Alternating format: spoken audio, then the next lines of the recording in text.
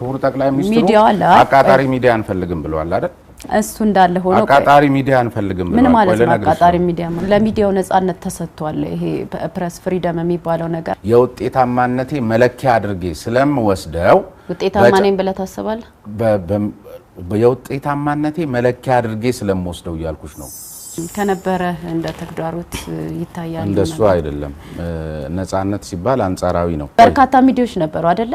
ሚኒስትሪ ሚዲያ በተለይ ቴሌቪዥን ጣቢያዎች በጣም እንዳሸነፈበት ነበር ነው ማለት ራሳችሁን ጠይቁ። ነጻነቱ ይሄ ፕሬስ ፍሪደም አለ ወይ? ከመንግስት የሚመጣባቸው ተጽዕኖች እንዳሉ ይገልጻሉ። እኔ ባለውበት ሁኔታ አለ ብዬ አስባለሁ። አደርባይነቱና ከታዘዙት በላይ ለመንግስት ጥብቅና ለመቆም የሚሹ አካላት በጣም አሸርጋጅነቱ እየሰፋና እየተጠናከረ መምጣቱ ነው። ለምን ይመስላል እንደው ግን በአዲስ አበባ የታጠረው ህዝብ? አሻም ቴሌቪዥንና ምንድነው ዋልታ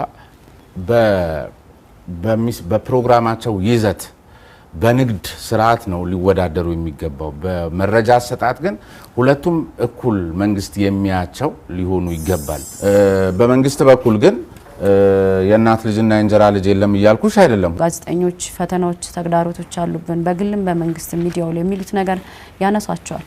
እውነት የመገናኛ ብዙሃኑ ፈተና አለበት? ነጻ ሀሳብ እንግዲህ የሚባለው ያው ሃርድ ቶክ ነው ከሰዎች ከትልቅ ሰዎች ጋር አብዛኛውን ጊዜ ደግሞ ከባለስልጣናት ጋር የማደርገው ቃለ ምልልስ ነው።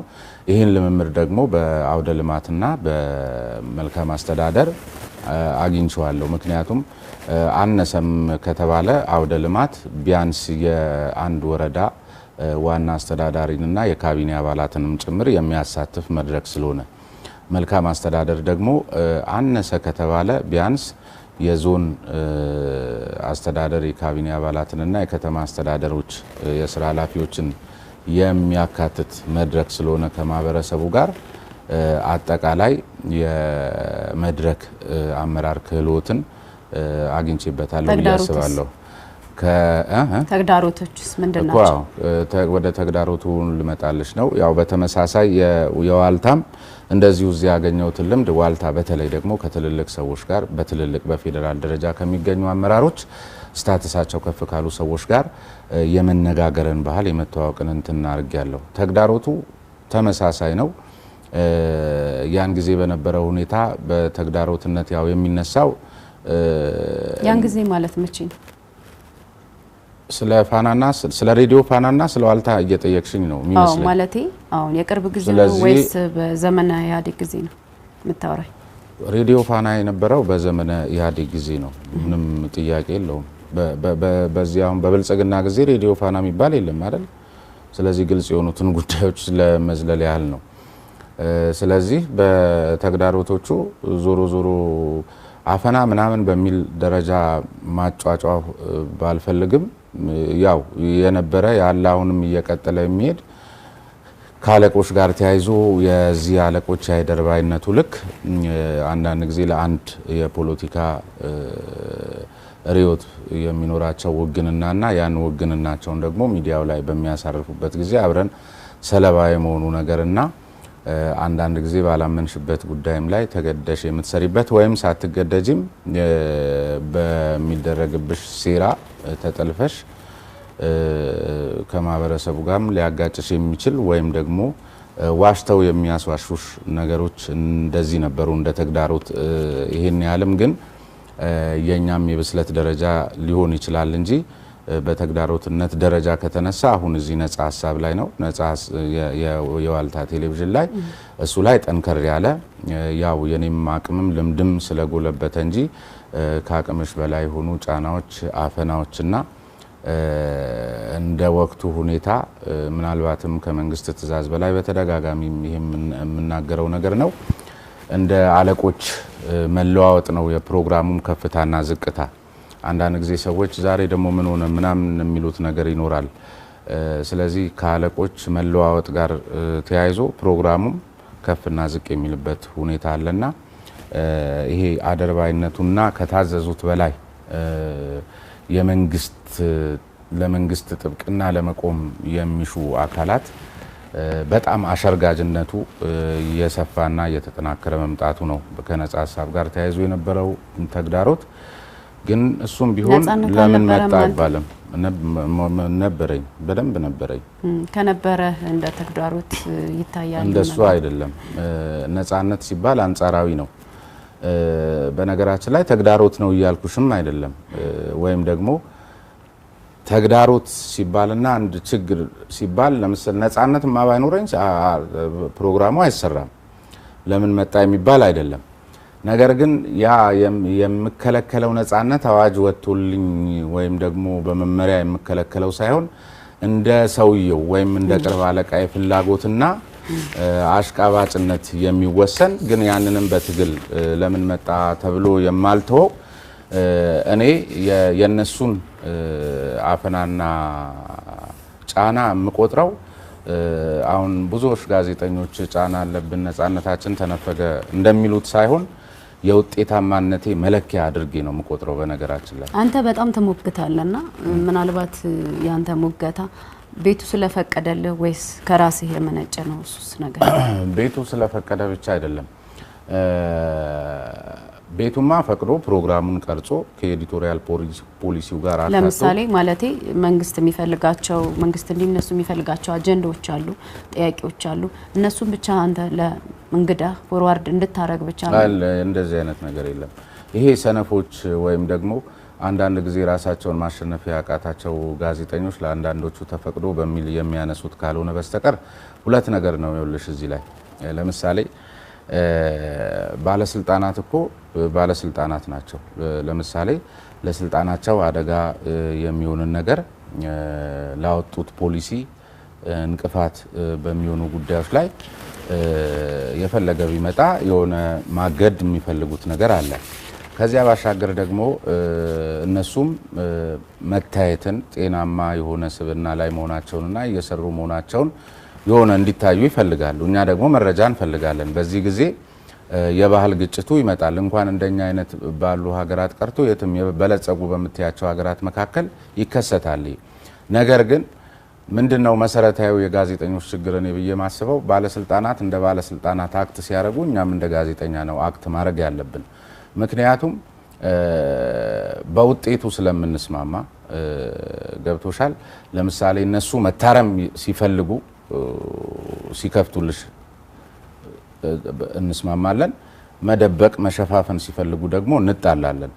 ያም ሆኖ ግን ራሽናል ለሆነ በህግ ለተሰጠና የህዝብ ጥቅም ነው ተብሎ ለሚታሰብ ጉዳይ እነሱም አንዳንድ ጊዜ መታረምን መለማመድ መቻል አለባቸው። በትንሽ በትንሹ ያረሙ መሄድን መልመድ መቻል አለባቸው። አለበለዛ የምትደብቂው ጉዳይ ተከምሮ መጥቶ ተደማምሮ ጋዜጠኛውንም ባለስልጣናቱንም ይዞ ጠራርጎ የሚጠፋ ማዕበል መፈጠሩ አይቀርም። ይህንን ደግሞ በኢህአዴግ በደንብ የታየ ነው። ስለዚህ ጋዜጠኞች ጫና ምናምን በሚል ጉዳይ ተቀምጠው ላለመስራታቸው ሽፋን ሊሰጡ አይገባም። እኔ ስለተፈቀደልኝ ሳይሆን በእንደዚህ አይነት ሁኔታ ውስጥ ከባለስልጣናቱ ጋር በሚነሳ ሰጣ ገባ ውስጥ እንደዚሁም ባለቆችሽ በኩል በሚደርሱ ጫናዎች የሚጎረብጥ ነገር ይገጥምሻል፣ የማይመች ነገር ይገጥምሻል። አንዳንዴም በተደጋጋሚም የሚያስለቅስሽም ነገር ሊያጋጥም ይችላል። በኔም በኩል በባለስልጣናቱም በኩል እንደዚህ አይነቷን ደግሞ ለሀገር እየሰራው ነው ለህዝብ እየሰራው ነው እስካልሽ ድረስ እቺን ትንሿን ፔንም የመቀበል አቅም ሊኖርሽ ይገባል። እኔ ይሄንን እቺን ትንሿን ፔን ለመቀበል ዝግጁ በመሆኔ ነው እየሰራው ያለሁት እንጂ ስሜነ ባይፈርስ ካንቺ ከጂሪ የተለየው ስለሆንኩ አይደለም። ለኔ የተለየ ነጻነትም የተሰጠኝ ከምትሉት በላይ እንደውም ምናልባትም የሆነ ራሱን ሊገልጽበት ነው መንግስት ብላችሁ ከሚወራው ከምትሉት ስልሽ አንቺን እያልኩሽ ሳይሆን ስላነሳሽው ሲሉ ስለምሰማ ማለት ነው። የተለየ ተልእኮ ተሰጥቶኝ ሳይሆን እንደውም ምናልባት ጫናም ከተባለ ነው ምልሽ እኔ የውጤታማነቴ መለኪያ አድርጌ ነው የምቆጥረው። ከዚያ ባሻገር ደግሞ ለሀገሬና ለህዝቡ ለማገልገል እቺን ትንሿን ፔንም ቢሆን ለመቅመስ ዝግጁ በመሆኔ ነው የተከፈተልኝ። ስለዚህ ረጅም ርቀት ሄዳለሁ። ግን እንደው ጫና ብላችሁ በምትሉት ልክ ከሆነም ግን ከናንተ የከፋ ጫና እንደውም ያለው እኔ ጋ ነው። ምክንያቱም አጠገብ ያሉት ጭምር ሳይቀሩ ነገሮችን ጋዜጠኝነቴን አንዳንዶቹ በሃይማኖቴ ወይም ደግሞ በአመለካከቴ ወይም በብሔሬ በምናምን ለመለካት የሚቆጥሩበት ሁኔታ አለ። እኔ እንደውም አንዳንድ ጊዜ በጣም ከሚያሳዝኑኝ ወይም ከሚቆጩኝ ይኸውልሽ ከሚጎረብጡት ጉዳዮች ወይም እንቅፋቶች መካከል እንደው አንዱን ብነግርሽ ለምሳሌ የሆነ ሰው ለሆነ ጉዳይ ለሆነ አጀንዳ ተነሳ። ለምሳሌ ዝም ብሎ ለምሳሌ ነው ይሄ ሪል ሳይሆን ብዙ ስለደረሰብኝ ለምሳሌ ውጭ ጉዳይ የተመለከተ አሁን ከቀይ ባህር ከምናምን ጋር አሁን ለምሳሌ እዚህ ሰዓት አጀንዳ ነው አይደል ወይም ከህዳሴ ግድብ ጋር ተያይዞ የመሳሰሉት ጋር ከውጭ ጉዳይ ሚኒስትሩ በላይ ለዚህ ጉዳይ ሬሌቫንት የሆነ ሰው የለም አይደል። ለምሳሌ በዚህ ጉዳይ ላይ ገሌና እናገራለሁ ተብሎ ተፈቅዶ እሺ ተብሎ ምናምን ከሆነ በኋላ ከዚያ የዚያ ሰሞን ያለው ፖለቲካ ለምሳሌ ብለን አሁንም የውጭ ጉዳይ ሚኒስትሩ የሆነ ከመንግስት አሰላለፉ ጋር የተጋጨ ቢሆን እና የሆነ ብሔሩም ምናምን ታስቦ እየመጣ ያለ ራሱ ተመለስ በለው ልባል እችላለሁ። ውጭ ጉዳይ ሚኒስትርነቱ ሳይሆን ታይቶ ተመለስ የሚባለው የዚያ ሰሞን ካለው ፖለቲካ ጋር አሰላለፉ ወይም ደግሞ በብሔሩ በማንነቱ በሃይማኖቱ ገጥሞ የማይገኝና ያ በኮቴሽን ውስጥ በአይነ ቁራኛ የሚታየው ቡድን አካል ነው ተብሎ ከታሰበ እንደዚህ አይነት ጭምር አለ። ይህንንም ይታለፋል ስለሚያጋጥም። ስለዚህ በሁለት መልኩ ነው የማየው።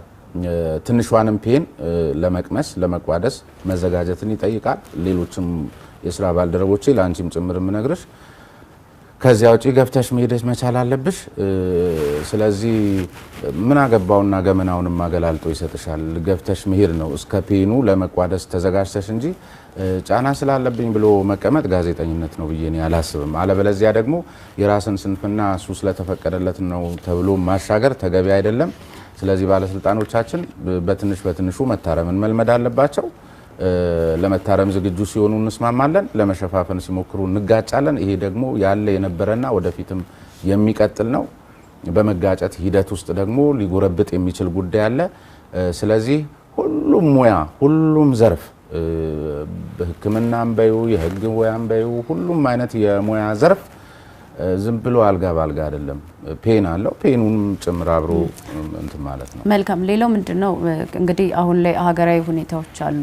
የሀገር ያለችበት ሁኔታ ይታወቃልና መገናኛ ብዙሃኑን አንተ እንዴት ትገመግመዋለህ? የሶሻል ወይም የማህበራዊ ሚዲያውን ጨምሮ እንዴት ነው ያዘጋገቡን ሁኔታ ወይም ደግሞ ተግዳሮቱ ራሱ የመገናኛ ብዙሃን ሚኒስትሪ ሚዲያ የሚባሉትን ጨምሮ እንዲሁም ደግሞ ሶሻል ሚዲያውን ጨምሮ ምንድናቸው ያሉበት ፈተናዎች? ብዙ ጋዜጠኞች ከሀገር እንደለቀቁ ይገለጻል።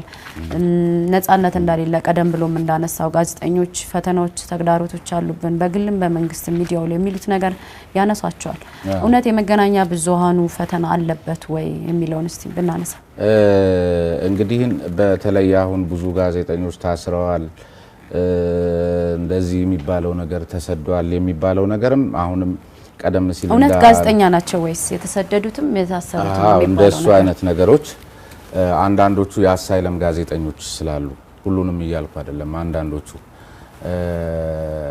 ሌላው ደግሞ ከዚህ ከማህበራዊ ሚዲያ ጋር በተያያዘ ደግሞ ዝም ብሎ ስልክ ያለው ሁሉስ ጋዜጠኛ ነው የሚለው መታሰብ አለበት። ጋዜጠኞቹ ጋዜጠኝነታቸውን አሳልፈው ሰጥተው ማንም ጋዜጠኛ በሆነበት ሁኔታ ላይ አዳሚ እየተነሳ ስልክ ይዞ በሚያደርገው አዳሚ ስልሽ እንግዲህ ምልሽ አንዳንዱ ሊከፋው ይችላል። ግን ጋዜጠኛ ማን ነው ግን እንደው በዛው በተጽል እኮ እሱን ነው ምልሽ። ጋዜጠኛ ማለት ሙያ ነው። ጋዜጠኝነት ፕሪንሲፕል ያለው ነው፣ በህግ የሚመራ ነው። ጋዜጠኝነት ከነጻነት ጋር ከተጠያቂነት ነጻነት ለብቻው አይደለም፣ ተጠያቂነት ያለው በጣም አንድ ሀገርን ለመገንባትም ለማፍረስም ዋጋ የሚኖረው ትልቅ ዘርፍ ነው። ስለዚህ ትልቅ እንደመሆኑ መጠን ደግሞ የራሱ ኤቲክሶች አሉት። ስለዚህ አሁን ባለው ሁኔታ ቀደም ሲል ላነሳሽልኝ መሰረታዊ ጉዳይ በጣም ብዙ ነገር ልንልበት እንችላለን እና የኢትዮጵያ አሁን ዋነኛ አጀንዳዎች ምንድናቸው ከሚለው ነው መነሳት ያለብን። የኢትዮጵያ አጀንዳዎች አሁን ግልጽ ሆነዋል። ህብረ ብሔራዊ አንድነትን መገንባት ነው፣ ሁለንተናዊ ብልጽግናን ማረጋገጥ ነው፣ ዲሞክራሲያዊት ኢትዮጵያን መገንባት ነው። በዚህም ደግሞ የግለሰብና የቡድን መብቶች ተረጋግጠው የበለጸገች ኢትዮጵያን መፍጠር ነው። ስለዚህ ይህን ስራ ደግሞ ለማሳካት ሙያዊ ስነ ምግባርን በማክበር በሀገር ጥቅም ፍጹም ሳይደራደር የሚሰሩ ጋዜጠኞችንና የሚዲያ ተቋማትን የሚጠይቅ ነው። አሁን መሰረታዊ ጉዳይ እንግዲህ ይሄ ነው። ሙያዊ ዲሲፕሊን ያለው ጋዜጠኛና በሀገር ጥቅም ላይ የማይደራደር ጋዜጠኛ ያስፈልጋል ማለት ነው።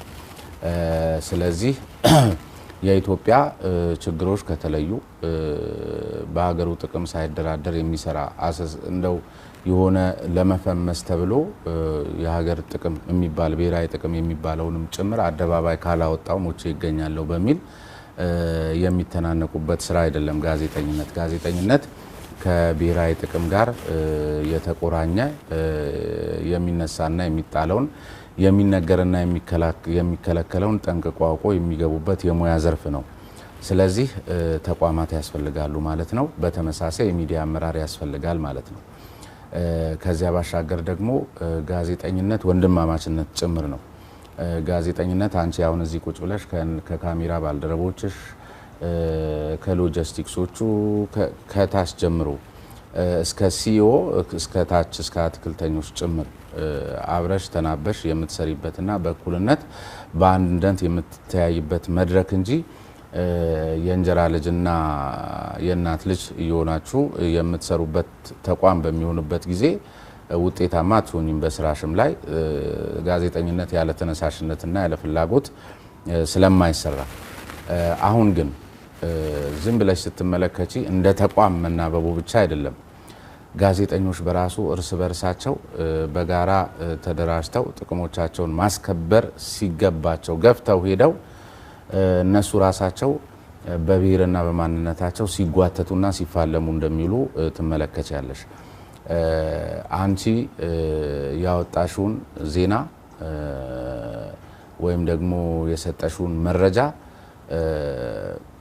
ዜናነቱን ሳይሆን ከዜናው ባሻገር ተመልክቶ የጉዳዩን ተዋናዮች ተመልክቶ የመረጃውን ጥልቀትና ስፋት አይቶ ሌላው ባልደረባሽ ደግሞ ውሸት አድርጎ ያንን ዜና በሌላ መልኩ የሚሰራበት ሀገር ሆኗል። ጋዜጠኞች በራሱ የቡድኖች ጋዜጠኞች ሆነዋል። ጋዜጠኞች የሃይማኖታቸው የእምነታቸው ጋዜጠኛ ሆነዋል። እዚያ ደጅ አውልቀውት ሊመጡ የሚገባውን ጉዳይ እኔ የሆነ ሃይማኖት ተከታይ ስለሆንኩኝ እዚህ የህዝብ የሆነው ተቋም ውስጥ ሃይማኖቴን ጎትቼ አምጥቼ በተለያየ መልክ ማንጸባረቅ አይጠበቅብኝም። ግን አሁን ያሉት የኛ ጋዜጠኞች እንደሱ የሆኑ ይመስላል። የአንድ አይነት ርዕዮተ አመለካከትን ብቻ ላያችን ላይ ሊጭኑ የሚሞክሩ ነው የመሰሉት። ስለዚህ አጠቃላይ ጋዜጠኝነትን ከመርህ ከዲሲፕሊን ጋር አያይዞ ተቋማዊ ነጻነትን አረጋግጦ ለሁሉም እኩል እድል የሚሰጥ ከባቢን ፈጥሮ የሚሰሩበትና ማህበረሰብን እንደ ማህበረሰብ ለማሻገር የሚተጉበት መድረክ እንጂ በብሔርና በቡድን የሚጓተቱበት እንደየወቅቱ ተረኝነት ሰዎችን የሚለኩበት መሆን የለበትም። የሁላችንም ቤት የሚል አመራር ይጠይቅሻል። ሰዎችን በማንነታቸው የሚለዩ አለቆች ባሉበት ሁኔታ ላይ ለጋዜጠኝነት ምቾት ስለማይሰጥ። መልካም። ግን እንደው አሁን ያብራራልኝ ከጋዜጠኞች አንጻር ነው። ጋዜጠኞች አሁን በብሔራቸው ውስጥ እየተወሸቁ ነው ለማለት ያስደፈረ ነገር ምንድነው? ምክንያቱም የፖለቲካ ዜናሽን ማየት እውነት ነው። ግን ዜናዎቻችንን እናያለን፣ እንገመገማለን ያው ለሚዲያው ቅርብ ስለሆነን። ግን ይሄ የፖለቲካ ስርዓቱ ወይም ሲስተሙ ያመጣው አይደለም እና አናሻገር። የፖለቲካ ስርዓቱ እኮ አመጣው። አሁን ለውጥ ላይ ነን። በነገራችን ላይ እኔ ምልሽ ይህን በኩራት ነው የምናገረው። አንዳንድ ጊዜ የተሰጠንን ነገር ራሳችን መሞከር መቻል አለብን። የሆነ ግለሰብ አሽቃባጮች የሆነ ነገር ስለተናገሩሽ የተሰጠሽን እድል አሳልፈሽ እንደገና መጮህ ትርጉም የለውም። ቆይ ልነግርሽ ነው። ክቡር ጠቅላይ ሚኒስትሩ አቃጣሪ ሚዲያ አንፈልግም ብለዋል አይደል? እሱ እንዳለ ሆኖ አቃጣሪ ሚዲያ አንፈልግም ብለዋል። ምን ማለት ነው አቃጣሪ ሚዲያ ማለት? አቃጣሪ ሚዲያ አቃጣሪ ጋዜጠኛ አንፈልግም ሲሉ በትክክል የህዝቡን ስነ ልቦና ተረድቶ በህዝብ ላይ የሚደርሱ በደሎችን የመልካም አስተዳደር ጉዳዮችን በነገራችን ላይ በልኩ መንግስት የሰራውንም ስራ ማበረታታት ተገቢነት አለ። ለሚዲያው ነጻነት ተሰጥቷል። ይሄ ፕሬስ ፍሪደም የሚባለው ነገር አለ ወይ? እኩል ነግርሽ እኮ ነው። በመንግስት በኩል መረጃ ምልሽ ወጥነት ያለው ለሁሉም እኩል ቀደም የነገርኩሽን ፊልም እንደ ሚዲያ ተቋማትም ልክ ለምሳሌ መንግስት ሚዲያዎቹን ሁሉ የኔው ሚዲያ ናቸው ለሀገር የሚያገለግሉ ናቸው ብሎ የናንተን ቴሌቪዥንና አሻም ቴሌቪዥንና ምንድነው ዋልታ በፕሮግራማቸው ይዘት በንግድ ስርዓት ነው ሊወዳደሩ የሚገባው። በመረጃ አሰጣጥ ግን ሁለቱም እኩል መንግስት የሚያቸው ሊሆኑ ይገባል። በመረጃ መስጠት ደረጃ እሱ አልሆነም። እሱ በተገቢው መንገድ ሆኗል እያልኩሽ አይደለም። እንደውም አንዳንድ ጊዜ በመግለጫ በአፍ በመግለጽ ደረጃ ነጻነታቸው ተረጋገጠ እንጂ በተግባር በሚገለጽ ደረጃ ነጻነት ተረጋግጧል እያልኩ አይደለም። ነገር ግን ነጻነት እስከምን ድረስ የሚባለውን ነገር ስትፈትሺ አብዛኛው ጋዜጠኛም በዩቲዩበሩም በየደረሰበት ምን ይሄን እኮ ልትጠይቅኝም አይገባም። ለምሳሌ በሰሜኑ ጦርነት ጊዜ ሚዲያዎቻችን የነበሩበትን ሁኔታ እናስታውሳለን። የአንድ ሀገር ህዝብ ተጣልቶ ምን ሲደረግ እንደነበረ ለሱ ሲሆን ነጻነት አለን የሚባል ነገር አይሰራም። ከዚያ በኋላ ደግሞ አሁን በነበረው ሁኔታ ላይ ደግሞ ያን ጊዜ አንድ ኃይል ሆኖ ተሰልፎ የነበረው ደግሞ አሁን እንዴት ደግሞ ተበትኖና ተከፍሎ በየፖለቲካ አመለካከቱና በየቡድኑ ስር ተወሽቆ ሲራኮት እየተመለከትነው ነው። እንደኛ ሀገር ማህበራዊ ሚዲያና ሚኒስትሪሚንግ ሚዲያ ደግሞ ለአንድ ወገን ያደላ ወይም ደግሞ በበላበት የሚጮህና እንደዚሁም ደግሞ ለሱ የፖለቲካ አመለካከት ለሱ ብሔር ለሱ ሃይማኖት ለሱ እምነት ያደላ ሚዲያ የሚገኝበት ሀገር እኔ ያለም አይመስለኝም። ይሄ ግልጽ ስለሆነ ሰዎችም አይተው የሚፈርዱት ስለሆነ ዩቲዩብንም እንግዲህ ያው ሁለቱንም የሚዲያ አይነት ስላነሳሽ ምናልባት እዚህ ላይ አንዳንድ ጊዜ ኃላፊነት ምናምኖችም ስላሉ የተጠያቂነት ጉዳይም በተወሰነ መልኩ እንመለከታለን እንጂ ሚዲያውማ ምን አሁን እኮ በተለይ የዚህ ማህበራዊ ሚዲያውን ስትመለከቺው እንግዲህ ማህበራዊ ሚዲያው ላይ እነማን ናቸው የተሰማሩት የሚለው እንደተጠበቀ ሆኖ ጋዜጠኞች ናቸው ወይ የሚለውን በኮቴሽን ውስጥ አድርገሽ ስትመለከቺው አብዛኛው የችግሩ ምንጭ መንግስትም ከነጻነት ጋር ተያይዞ ውጥረት ቢኖርበትም ጋዜጠኞቹ ግን የበለጠ የራሳቸው ችግር ምንጭ ራሳቸው ናቸው የሚል አመለካከት ነው ያለኝ። ይሄ የኔ ነው፣ የእናንተን ግምገማ አላውቅም። ግን የሚታየው አሁን ባለው አጠቃላይ ሁኔታ ለምሳሌ በአንድ ሚዲያ ውስጥ በተለይ የመንግስት ምናምን የህዝብ ተብለው በሚጠሩት ውስጥ ሰዎች የሚሰጣቸው ኃላፊነት፣ እድገታቸው ወዘተርፈ ባላቸው የፖለቲካ አመለካከት በብሔራቸው በእምነታቸው ወዘተርፈ ተለክቶ ነው ወይም ደግሞ የሆነ ነገር እንዲጠብቁ ተደርጎ ነው እንጂ በሙያቸው በዲሲፕሊናቸው ታይቶ አይደለም። ይሄው ራሱ ወስዶ እንደሱ ያደርጋልና መልካም። ግን እንደው ሚዲያዎችን ለምንድን ነው ማፈን የተፈለገው? ማለት ለምን መጀመሪያ ታፍነዋል የሚል እምነት ስለሌለኝ ማፈን ተፈልጓል አላለም። ለምሳሌ ጠቅላይ ሚኒስትር አብይ አህመድ ወደ ስልጣን እንደመጡ 2010 ላይ ማንኛውም ሚዲያ በነጻነት የተለያዩ እንግዶችን አቅርቦ የተለያዩ ሀሳቦች ይንሸራሸሩ ነበር። አሁን ላይ ባለው ነባራዊ ሁኔታ እንግዲህ አንተም ቀድም ጨምሮ በነጻ ሀሳብ እኔ እኮ ሳንሸራሽር ቆየው ኢየሩሳሌም አንተ ነህ። ቆይ አልገባሽም? ቀደም ሲል ነግሬሻለሁ። አሁን አንድ እንግዲህ ሚዲያ እዚህ ጋር እየተጠያየቅን ነው። በርካታ ሚዲያዎች ነበሩ አይደለ? ወይ ሚኒስትሪ ሚዲያ በተለይ ቴሌቪዥን ጣቢያዎች በጣም እንዳሸነፈበት ነበር። ነው ማለት ራሳችሁን ጠይቁ። ነጻነቱ ይሄ ፕሬስ ፍሪደም አለ ወይ? ከመንግስት የሚመጣባቸው ተጽዕኖች እንዳሉ ይገልጻሉ። እኔ አሁን ባለውበት ሁኔታ አለ ብዬ አስባለሁ። ማለት አንተ አለ ብለህ ታስባለህ? ጫናው አፈናው በልኩ ነው መታየት ያለበት፣ ወይም ጫናው በልኩ መታየት ያለበት። ይኸውልሽ ለምን ጫና አንዳንድ ጊዜ አንዳንዱ ነገርኩሽ የጀብደኝነት ጋዜጠኝነትም አይሰራም ከብሔራዊ ጥቅም ጋር ተያይዞ ቀደም ሲል ስንጀምርም ለዚህ ጥያቄሽ መልስ የሰጠውሽ ከዚህ ነው መነሳት ያለብሽ ብዬ ያልኩት። ይሄንን የተለወጠች የበለጸገች ኢትዮጵያን ለመፍጠር ህብረ ብሔራዊት የሆነች የቡድን መብት፣ የግለሰብ መብት፣ የነጻነት ፍሪደም ኦፍ ኤክስፕሬሽን የተከበረባት እሱን ሁሉ ነገር ለመፍጠር ጠንካራ የሚዲያ ተቋማት ያስፈልጋሉ። በዲሲፕሊን የሚመሩና ለሀገራዊ ልዕልናቸው ቅድሚያ የሚሰጡ ጋዜጠኞች እንደሚያስፈልጉ ምንም ጥያቄ የለውም። የትም ዓለም ላይ ያለ ስለሆነ ልነግርሽ ነው። ከዚያ ውጪ ግን ለምሳሌ አንቺ አሁን ነጻነት የለም አፈና ለምን ያለ ይመስላል አልሽኝ። አንቺ አሁን አፈና አለ ወይ ለምትይበት ጥያቄሽ ምንድነው ጀስቲፊኬሽንሽ? አለ ብለሽ ነው የምታምኚው? ይሄ የኔ ሀሳብ አይደለም። በነገራችን ላይ በርካታ የሚዲያ ተቋማቶች ሚኒስትሪ የሚሆን እንዲሁም ደግሞ ፕሪንት ሚዲያው ጨምሮ የሚያነሱት ነው። እስካሁን ባለው ሁኔታ እንደኛ ባለ ሀገር ላይ እኛ ሊያውም ምልሽ እንደኛ ባለ ሀገር ብዬ ስልሽ ያላደግን ከመሆናችን አኳያ ብቻ አይደለም። በተለይ በዚህ ሰዓት ሀገራዊ ኢኮኖሚው፣ ፖለቲካው በተለይ በዚህ በጦርነት ማግስት እንደመሆናችን መጠን ያለንበት መንገራገጩ የለውጥ ማግስት እንደመሆኑ መጠን እኮ ብዙ ነገር እንደውም የሆነ ነገር ገደብ ሊኖረው ይችላል ተብሎ ኤክስፔክት ይደረጋል። ወደ ነገር ነው አሁን እኔ ከኔ ፐርስፔክቲቭ ነው ማነሳው። አሁን አፈና አለበት በምትይበት ሁኔታ ላይ ሰሜነ ባይፈርስ ከ600 በላይ የሚሆኑ አንቱታን ያተረፉ ፖለቲከኞችን ጨምሮ ባለስልጣናትን ጨምሮ የግል ባለሀብቶችን ጨምሮ ወዘተርፈ አናግሬያለሁ። እናንተ ስለዚህ ለስሜነ ለብቻው የተሰጠው አሁን እኔ ራሴን መገመግመው ለምን ያነሳሉ ሌሎች ሚዲያዎች? ለምሳሌ ሚዲያ ባለቤቶች ነው ሊሆን ይችላል። ፕሪንት ሚዲያዎች፣ ጋዜጦች አሁን እነሱን ነው መጠየቅ። አሁን ይኸውልሽ ይሄ ጥያቄ ለኔ አይሆንም። ለምን እንደማይሆን ልንገርሽ። የለም ብለህ ስላልከኝ ነው እኮ ለምን እንዳልሆነ ልነግርሽ እኮ ነው። አዳምጪኝ። እኔ ከ600 በላይ የሚሆኑ አሁን ያልኳቸውን አናገርኩ።